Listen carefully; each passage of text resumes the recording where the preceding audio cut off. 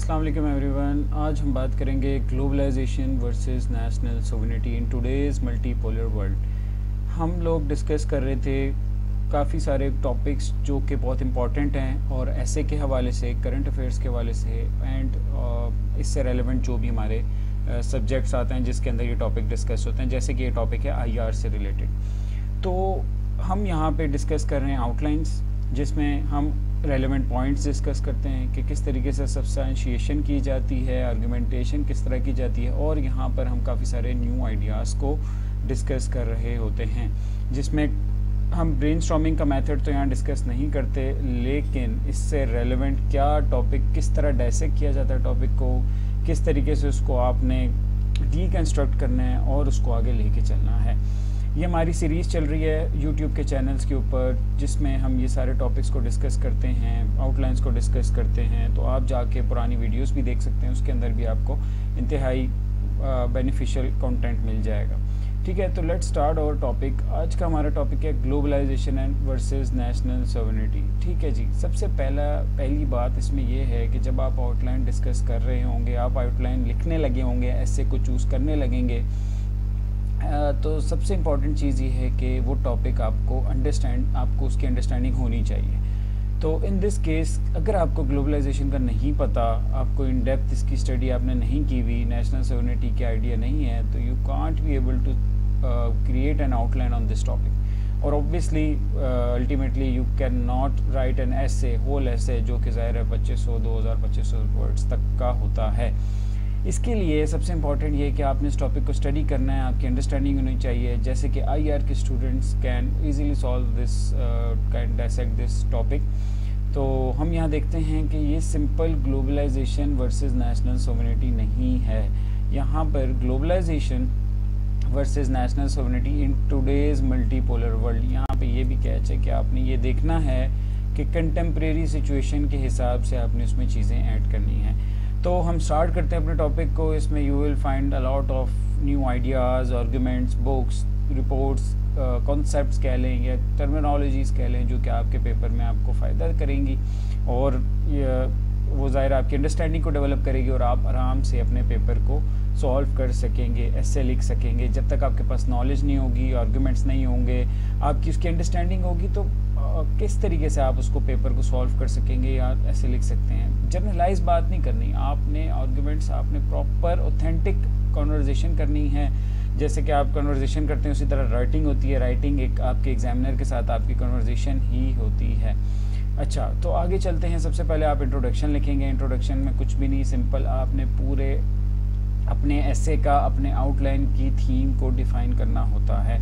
ठीक है, स्टार्ट आप करते हैं किसी अच्छी लाइन से, जो मैंने आपको लास्ट अपनी वीडियोस में आपको गाइड कर रहा हूँ कि आपने अच्छी लाइंस निकाल के रखनी है टॉपिक से रेलेवेंट। देखें, हर चीज़ को आप याद नहीं कर सकते, मतलब आपको इस रियलिटी को रियलाइज़ करना होगा।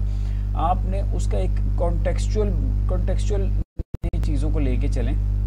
अगर आपको आइडिया है कि किसी ग्लोबल डायनेमिक्स के ऊपर सवाल आएगा, चेंजिंग मल्टीपोलर ऑर्डर आप पे आ सकता है, चेंजिंग वर्ल्ड ऑर्डर के ऊपर आ सकता है, राइजिंग हेजिंग पॉलिसी, जो आपकी ये मिडिल पावर्स की जो चल रही हैं ओवरऑल, इसमें मतलब अलाइनमेंट पॉलिसी की शिफ्ट आ रहा है, वर्ल्ड एक न्यू क्या कहते हैं era of decade of uncertainty की तरफ जा रही है। इस तरह की सारी चीज़ों को जब आप मेंशन करेंगे तो ऑब्वियसली उसके लिए इम्पॉर्टेंट है कि आपके पास उस चीज़ की पहले अंडरस्टैंडिंग और नॉलेज, और फिर आप उसको आगे लेके जा सकते हैं। ठीक है, तो फिर आ जाते हैं नेक्स्ट चीज़, हमारा जो नेक्स्ट पैराग्राफ होता है, जो आप कॉन्टेक्चुअलाइज करते हैं अपने टॉपिक के। सबसे पहले हमने इस एसे के अंदर, इस आउटलाइन के अंदर ये बताना है कि अंडरस्टैंडिंग बिटवीन डिफरेंस बताना है कि आपने ग्लोबलाइजेशन क्या है और नेशनल सोवरेनिटी क्या है। सिंपल इसको डिफ़ाइन करें एक पैराग्राफ के अंदर। ये थोड़ा सा लंबा पैराग्राफ हो जाएगा, आपने अपने हिसाब से इसको डिफ़ाइन करना है। जिसने जो बुक पढ़ी हुई है, जो उसको उस टाइम याद आता है, आपने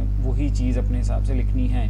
यहाँ पर मैंने बुक मेंशन की है कि ग्लोबलाइजेशन एंड इट्स डिसकॉन्टेंट्स, ये जोसेफ स्टिग्लिट्ज़ की बुक है।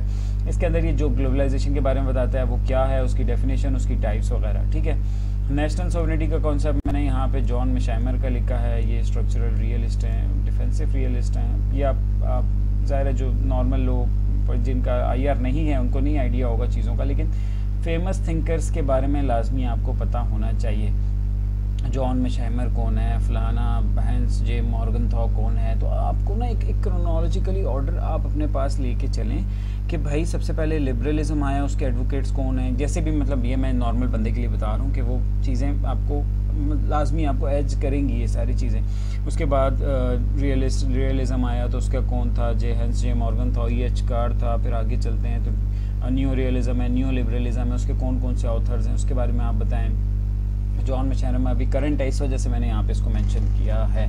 ठीक है, आगे चलते हैं कि नेक्स्ट इज मैंने अब आपने डायसेक्ट किस तरीके से करना है। देखें, टॉपिक था, आपने उसकी अंडरस्टैंडिंग बता दिया, आपने उसका इंट्रो बता दिया, ग्लोबलाइजेशन वर्सेस नेशनल सोवरेनिटी है। ऑब्वियसली आपने उसको कंपैरिजन के फॉर्म में लेके जाना है कि आजकल के टुडेज जो मल्टीपोलर वर्ल्ड है, जो एक क्या कह सकते हैं reordering of the world order हो रहा है, इसके अंदर कौन सी चीज़ राइजिंग पे है और कौन सी चीज़ डिक्लाइनिंग के ऊपर है। ठीक है, ये चीज़ सबसे इंपॉर्टेंट है। यहाँ आते हैं manifestations that prove globalisation is on a back seat and national sovereignty is on the rise. ठीक है, अब इससे आपको क्या पता चल रहा है?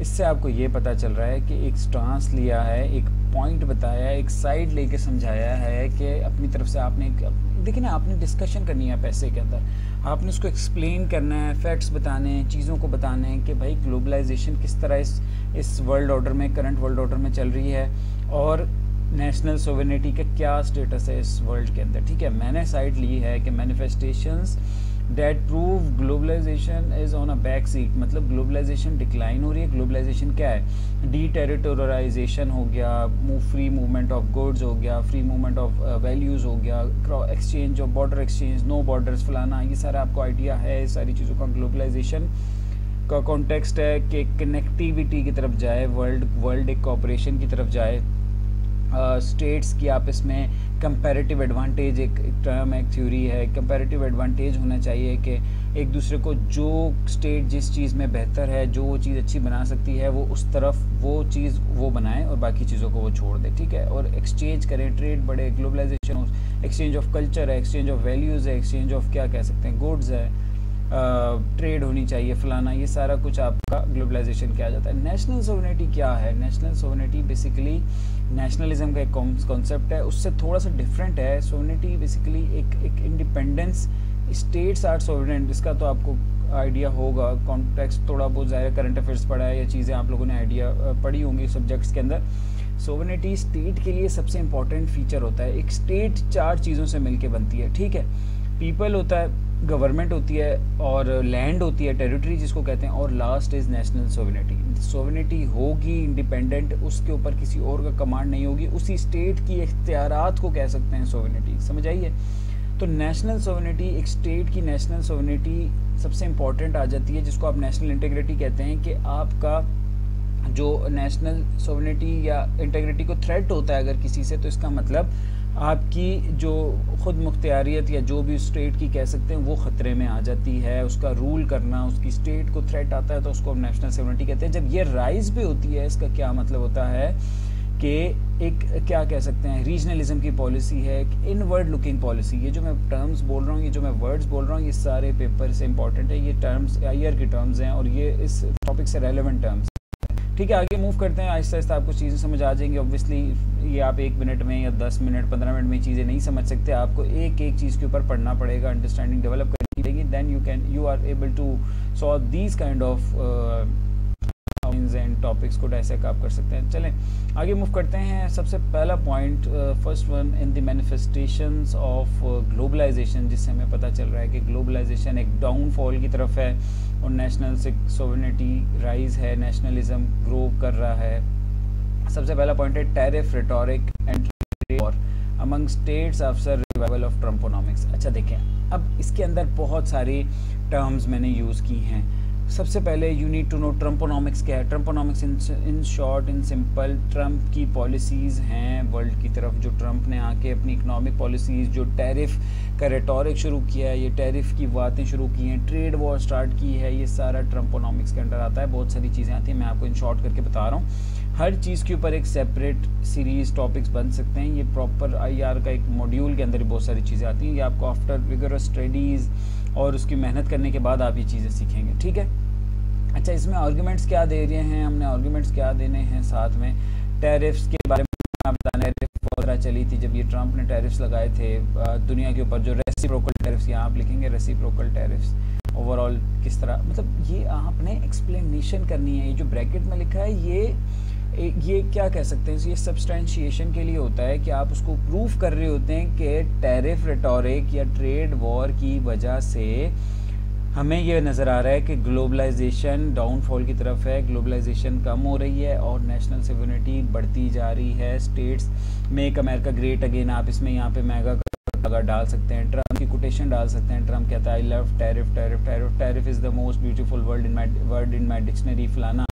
ये सारी चीज़ें आप इस टैरिफ रेटोरिक में डाल सकते हैं। इसमें एक भी चीज़ डालेंगे तो वो ऑथेंटिक हो जाएगा, आपका आर्गुमेंट स्ट्रांग हो जाएगा। लेकिन आपको मैं ज़्यादा सारी चीज़ें बता रहा हूँ ताकि आपको पता हो कि किस तरह अपने आर्गुमेंट को प्रूफ करना होता है। देखिए यहाँ पे आपने टॉपिक कंपैरिजन हो रहा है ग्लोबलाइजेशन और नेशनल सिक्योरिटी का इस करंट वर्ल्ड, और वर्ल्ड में सबसे टॉपिक है आपका ट्रम्पोनॉमिक्स, ट्रम्प की पॉलिसीज़, ट्रम्प की इकोनॉमिक पॉलिसीज़ या जो भी वो कर रहा है। ठीक है, ये आपको क्लियर हो गया पॉइंट। नेक्स्ट तरफ चलते हैं। अगला पॉइंट है growth in defence spending and revival of national security strategies. ये भी इन डेप्थ एक पूरा कॉन्सेप्ट है, कॉन्सेप्ट तो नहीं है, सिंपल करके आपको बता देता हूँ। देखें डिफेंस स्पेंडिंग क्या है। डिफेंस स्पेंडिंग स्टेट्स की बढ़ती जा रही हैं, वो अपने बजट में से जो डिफेंस के लिए बजट एलोकेट करते जा रहे हैं वो बढ़ता जा रहा है आहिस्ता आहिस्ता। इसके अंदर एक की मैंने और बहुत सारी चीज़ें यहाँ मेंशन की हैं आपको। ये सारी डिफरेंट रिपोर्ट्स हैं, स्ट्रेटजीज़ हैं, आर्टिकल्स पढ़ेंगे आप, उसमें से चीज़ें निकलेंगी। ठीक है, जिस तरीके से आपने अब अगर आप बुक्स की रीडिंग करेंगे, आर्टिकल्स पढ़ेंगे तो वहाँ आपको पता चलेगा जापान ने अपनी नेशनल सिक्योरिटी स्ट्रेटजी को लॉन्च किया। ठीक है, जिसमें उसने लिखा है 2% ऑफ जीडीपी स्पेंडिंग को वो इंक्रीज़ करेगा 2% से। जर्मनी की नेशनल सिक्योरिटी स्ट्रेटजी है $100 की, रिसेंट आई है, उसने डिफेंस के लिए बनाया। ठीक है, तो 2025 के अंदर, और वो भी रिसेंट कुछ मंथ्स पहले, एक आध मंथ पहले ही उसने दी है। अब लास्ट जो उसका चांसलर थे ओलाफ शोल्स ने भी एक आर्टिकल लिखा था, उसका नाम है the global Zeitenwende the tectonic shift. ये है जर्मन के अंदर है ये लफ्ज़। इसका मतलब है कि दी टेक्टोनिक शिफ्ट, जो वर्ल्ड एक पूरी टेक्टोनिक शिफ्ट की तरफ मूव कर रही है, वर्ल्ड ऑर्डर चेंज हो रहा है, मल्टीपोलैरिटी की तरफ जा रही है, सारी चीज़ें इसके अंदर इंक्लूड हैं। और लास्ट में इसी आर्गुमेंट के अंदर आप अपनी बुक भी मेंशन कर सकते हैं। देखें, आप एक भी चीज़ मेंशन करें कि दैट इज़ इनफ, ठीक है, लेकिन आपको साथ साथ आइडिया होना चाहिए, आपकी वास्ट स्टडी हो। ये एक बुक है द मिलिट्री बैलेंस, IISS ये इंस्टीट्यूट है, इंटरनेशनल इंस्टीट्यूट है, international institute of security studies. ठीक है, अब ये देते हैं annual assessment of the global military capabilities and defence economics. ठीक है, ये बुक का टाइटल होता है, इसमें मिलिट्री बैलेंस 2024 की जो बुक है उसके अंदर ये सारी चीज़ें मेंशन की हैं कि किस तरीके से आपके फिनलैंड को नेटो का पार्ट बनाया है, जर्मनी ने अपनी नेशनल सिक्योरिटी स्ट्रेटजी को पब्लिश किया है, स्वीडन को सरपास कर रहा है अपनी मिलिट्री स्पेंडिंग। ओवरऑल जो एक्सपेंडिचर है, जो यूरोप का डिफेंस एक्सपेंडिचर 4% से ग्रो किया 2022 और 23 के अंदर, इस बुक के अंदर ये लिखा हुआ है। ठीक है, अब ये सारी चीज़ें आपके आर्गुमेंट को जस्टिफाई करती हैं कि डिफेंस स्पेंडिंग ग्रो कर रही है, नेशनल सिक्योरिटी स्ट्रेटजीज बढ़ा रहे हैं, इसका मतलब है कि ग्लोबलाइजेशन डाउनफॉल के ऊपर आ रही है। ये क्लियर हो गया पॉइंट। नेक्स्ट की तरफ चलते हैं। अगला पॉइंट है हमारा plethora of wars and conflicts going on simultaneously undermining the globalization। अब जो कॉन्फ्लिक्ट्स दुनिया में चल रहे हैं, इससे पहले इतने कॉन्फ्लिक्ट्स एक साथ दुनिया में नहीं चल रहे थे। ये वॉर्स की सीरीज़ ऑफ वॉर्स हो रही हैं, कॉन्फ्लिक्ट्स हैं, प्रॉक्सी वॉर्स कह लें, डायरेक्ट वॉर्स कह लें, जिसमें आपके पास सबसे सारी एग्जांपल्स आपके सामने है। गाज़ा इसराइल वॉर है, यूक्रेन रशिया है, चाइना US स्ट्रेटेजिक कंपटीशन है, अब तो इंडिया पाकिस्तान भी आप इसमें डालें, मिडल ईस्ट और का क्राइसिस है, ईरान US के साथ जो इशू चल रहे हैं, ये सारे के सारे आपके कॉन्फ्लिक्ट्स, ये वर्ल्ड डिसऑर्डर की तरफ जा रही है। इससे साफ आपको ये पता चल रहा है कि वर्ल्ड इज़ इन केओस। ठीक है, टेक्टोनिक शिफ्ट आ रहा है, एक इंडिकेट ऑफ अनसर्टेनिटी है, एक मल्टीपोलर ऑर्डर बनता हुआ नज़र आ रहा है, एक शिफ्टिंग ऑफ अलायंसेस होता जा रहा है, यहाँ पे पॉलिसीज़ का शिफ्ट हो रहा है, हेजिंग पॉलिसीज़ हो रही हैं, they are extracting maximum benefits from, मतलब क्या कहते हैं, फ्रॉम बिग स्टेट्स। एक मिडिल पावर्स होती हैं, वो जैसे फरीद ज़करिया कहते हैं ना, राइज ऑफ द रेस्ट वाला इसमें कॉन्सेप्ट आ जाता है। तो इसमें ये इतना वास्ट टॉपिक है, जितनी आपके पास इस पर नॉलेज होगी उतना ज़्यादा आप इसको लेके चल सकते हैं साथ अपने। ठीक है, तो यहाँ से इससे आगे मूव करते हैं। तो ये आपको क्लियर हो गया है कि basically Wars, series of conflicts, Wars, ये सारी चीज़ों से हमें ये पता चलता है कि ग्लोबलाइजेशन डाउनफॉल के ऊपर है करंट मल्टीपोलर ऑर्डर के अंदर। ये प्रूफ हो रहा है इस बात से, समझाइए। Moving on to the next point, that is shifting of alliances in this fractured world order. ये बिल्कुल सिंपल पॉइंट है, अलायंसेस शिफ्ट हो रहे हैं, वर्ल्ड ऑर्डर एक फ्रैक्चर्ड वर्ल्ड ऑर्डर है। ये हमारी इन सारी बुक्स के अंदर भी मेंशन है। ब्लॉक पॉलिटिक्स हम देख रहे हैं, राइज ऑफ द ब्रिक्स देख रहे हैं, ग्लोबल पॉलिटिक्स, आगे फिर अगला पॉइंट पे हम आ जाएंगे। शिफ्टिंग ऑफ अलायंसेस का जो कॉन्सेप्ट है ना, वो आप देखें कि एक ओवरऑल आप देखेंगे मतलब कंफ्यूज स्टेट में, स्टेट्स कभी कोई किसके साथ दे रही हैं, एक ओमनी अलाइंड पॉलिसीज़ है। ये भी इस पावर्स के अंदर, ये भी इस आर्टिकल्स के अंदर मेंशन हुआ हुआ है। इसमें सबसे बेस्ट जो आर्टिकल है वो ये फॉरेन अफेयर्स का आर्टिकल था, मल्टीपोलर एरा। वो ये कहता है कि इसमें हार्ड हेजिंग, इसमें हेजिंग का कॉन्सेप्ट वो बताते हैं कि किस तरीके से वर्ल्ड अपनी हार्ड हेजिंग का कॉन्सेप्ट मैं आपको सिंपल बता दूं कि states are trying to extract maximum benefits.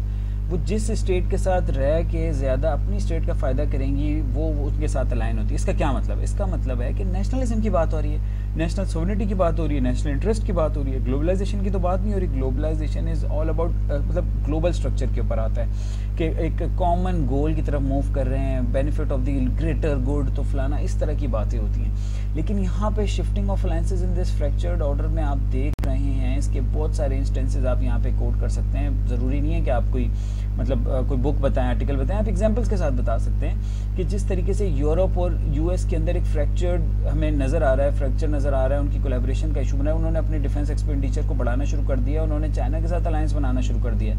जो नॉर्थ अमेरिका, जो ये नीचे अमेरिका साउथ अमेरिका वाली साइड है, वो चाइना के साथ कोलैबोरेशन कर रही है कि रशिया, चाइना, ईरान का एक ट्रायड बनता नज़र आ रहा है। इंडिया इन सारी चीज़ों में एक रोल प्ले कर रहा है। कोई भी स्टेट किसी एक साइड पे नहीं अपने आप को शिफ्ट नहीं कर रही।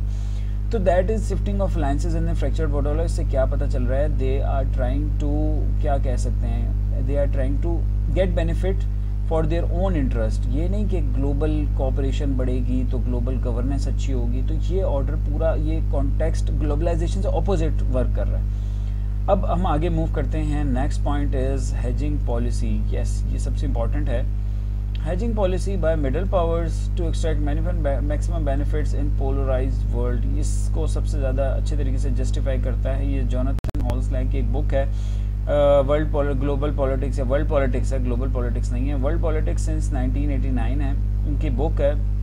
इसमें 3-4 कॉन्सेप्ट्स बताते हैं, जिसमें सबसे इंपॉर्टेंट ये हार्ड हेजिंग का कॉन्सेप्ट है। वो ये बताते हैं कि मिडिल पावर्स जो हैं वो हार्ड हेजिंग की पॉलिसी लेके जा रही हैं। ये एक और इस पॉलिसी को नाम दिया है फॉरेन अफेयर्स के आर्टिकल के अंदर एक बंदे ने, omni aligned policy. Omni aligned का मतलब है कि आप सबके साथ थोड़ा थोड़ा एग्री कर रहे हैं, उतना एग्री कर रहे हैं जितना आपको सूटेबल लग रहा है, जितनी स्टेट्स को फ़ायदा हो रहा है उतना सूटेबल, उतना ही एग्री कर रहे हैं ये लोग। तो ये इसमें बड़ा इंपॉर्टेंट कॉन्सेप्ट है। इसकी वजह, इससे पता चलता है कि जब स्टेट्स ये वाली पॉलिसी इसलिए ले रही हैं ताकि अपने बेनिफिट के लिए काम करें, अपने क्या को स्ट्रॉन्ग नेशनलिज्म को लेकर प्रमोट करें, और ग्लोबलाइजेशन इससे डिक्लाइन नजर आ रहा है। इसमें कोई ग्लोबलाइजेशन की वो हमें नज़र नहीं आ रही। And last is D dollarisation drive by BRICS and SCO members. BRICS को as a alternate world order देखा जा रहा है, इसके ऊपर अलग सवाल आता है प्रॉपर।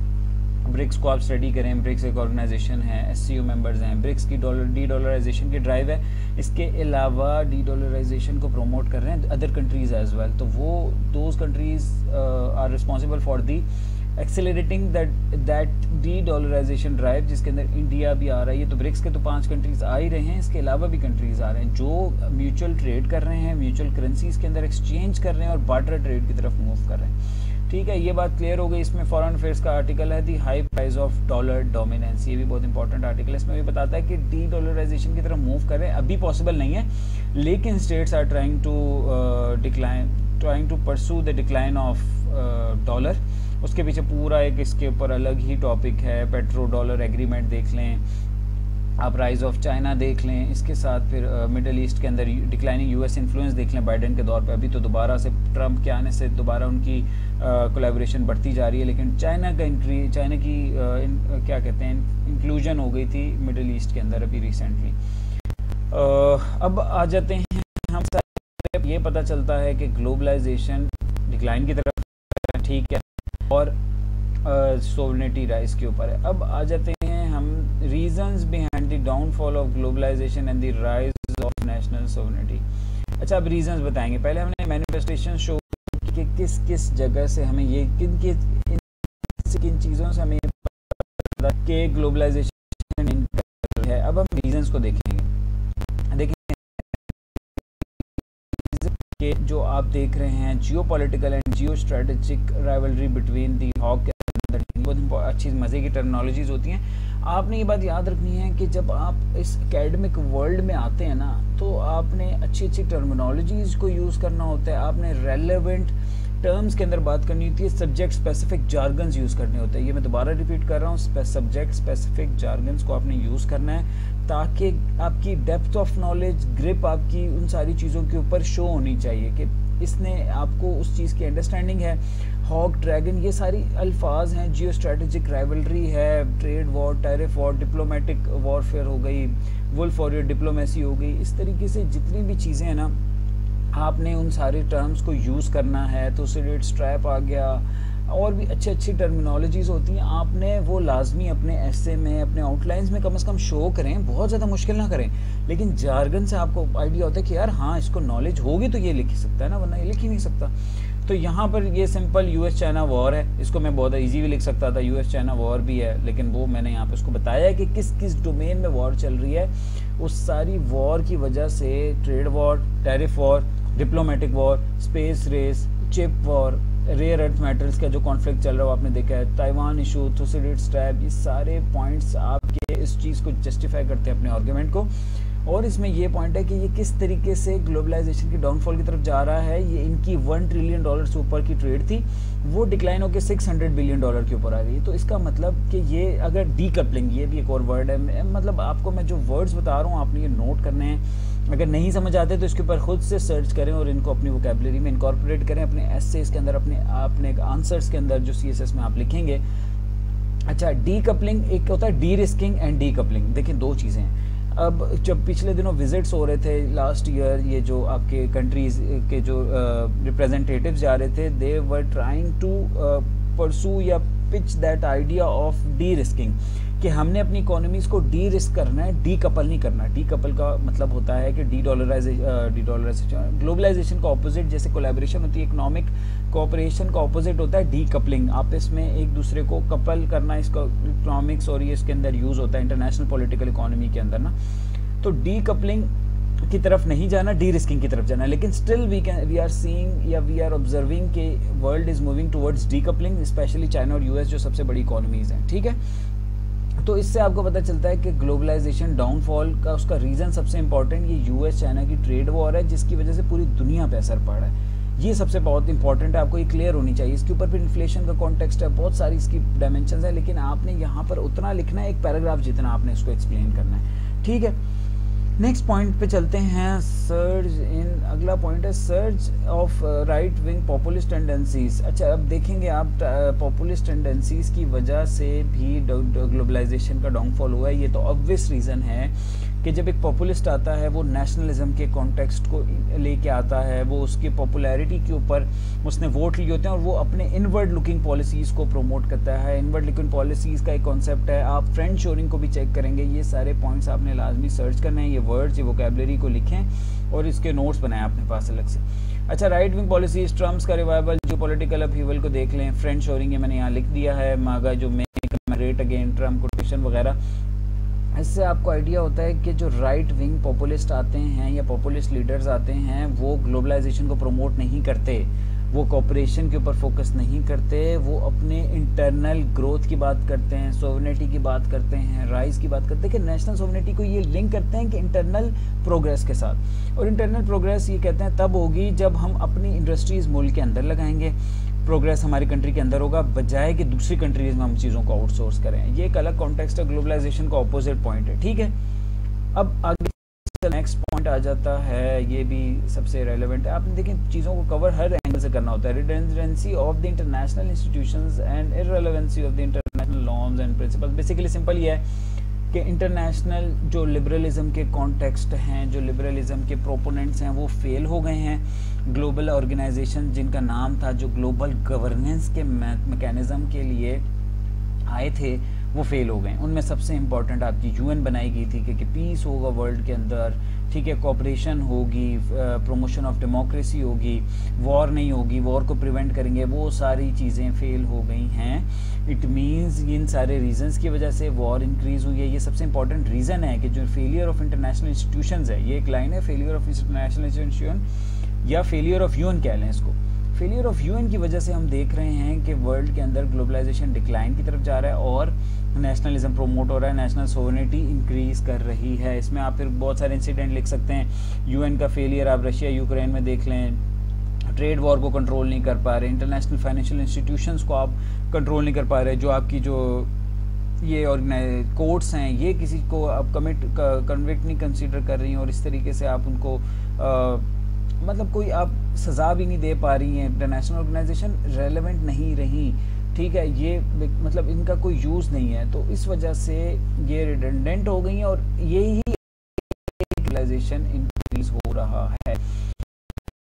एक्सप्लेन करना, देखिए आपने हर पॉइंट से ना अपने पुराने पॉइंट को जस्टिफाई करना होता है। And next is rebirth of the realism and zero sum game by the states. ये बेसिकली सिस्टम सिंपल एक रीज़न है कि रियलिज्म का एक रिवाइवल हुआ है। रियलिज्म ज़ीरो सम गेम का आपको आइडिया होगा, ये बेसिकली IR या इंटरनेशनल रिलेशंस के कॉन्सेप्ट्स हैं। इसके अंदर ये होता है कि स्टेट्स अपनी पावर को इंक्रीज़ करने के लिए अपनी नेशनल सोवरेनिटी, अपनी नेशनल इंटरेस्ट को परसू करती है, ठीक है, बजाय कि वो ग्लोबल गुड की तरफ देखे या ग्लोबल गवर्नेंस की तरफ देखे या ग्लोबल कोऑपरेशन की तरफ देखे। क्यों? कॉन्सेप्ट ये है कि एक एनार्किक वर्ल्ड ऑर्डर है, स्ट्रक्चर इज़ एनार्किक, ठीक है। उस एनार्किक वर्ल्ड ऑर्डर के अंदर जो स्टेट्स हैं वो अपनी पावर को इंक्रीज़ करने की कोशिश करते हैं ताकि कि कोई दूसरी पावर उनको डोमिनेट ना कर सके। अब समझ आइए बात, ये सिंपल रियलिज्म का कॉन्सेप्ट है, आप इसको प्रॉपर स्टडी करें, इसके ऊपर बहुत ज़्यादा बुक्स चीज़ें लिखी हुई हैं। हमने सिर्फ यहाँ पे एक्सप्लेन किया कि ये एक रीज़न है बिहाइंड द फॉल ऑफ या decline of globalization and the rise of national sovereignty. इसके अंदर मैंने आर्टिकल्स मेंशन किए हैं, world of power and fear, ये बहुत मज़े का आर्टिकल है फॉरेन अफेयर्स का।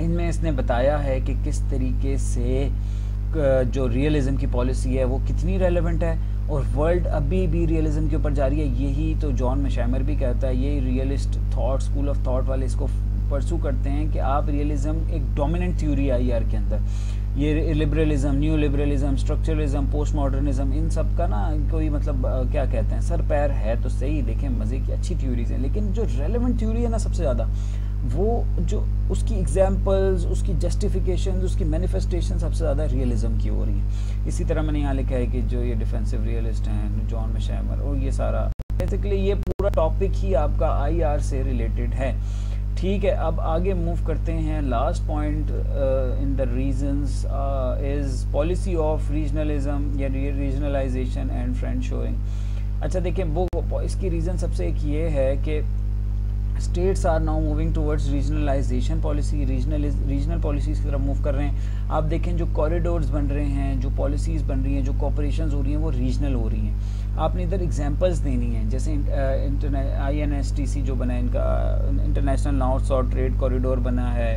ठीक है। एक दूसरा जो मिडिल ईस्ट कॉरिडोर बना है, India middle east economic IMEC जो है। देखिए ये चीज़ आपने देखें, करंट अफेयर्स है या कोई और टॉपिक है उसमें तो आप उसको बना के बता सकते हैं ना, ये सारा उसी के अंदर यूज़ होगा, लेकिन आपने ऐसे के अंदर ना ये कॉन्टेक्स्ट एक्सप्लेन करना होता है अपने पैराग्राफ के अंदर। इस बुक के अंदर मैंने होम कमिंग बुक का बताया है कि किस तरीके से फ्रेंड शोरिंग का कॉन्सेप्ट क्या है। फ्रेंड शोरिंग में आपको शॉर्ट बता देता हूँ, आप सुन लें। फ्रेंड शोरिंग का मतलब ये है, आप स्टेट में बेसिकली यहाँ स्टेट की हर बात आपने करनी है स्टेट लेवल पे, कंट्री लेवल के ऊपर।